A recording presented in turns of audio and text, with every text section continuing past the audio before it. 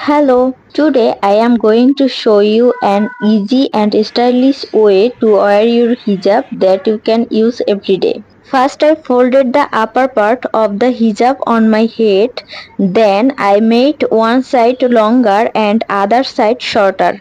After that I set the hijab nicely with a pin and folded the shorter part on top of my head, securing it with another pin. Here, to secure the hijab properly, I used two or three pins. Now I took the longer part, wrapped it over my head and pinned it again properly.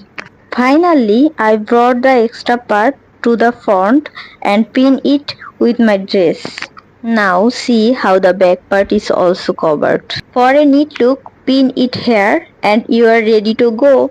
This style is perfect for school work and casual outing. And that's it. Simple, elegant and modest.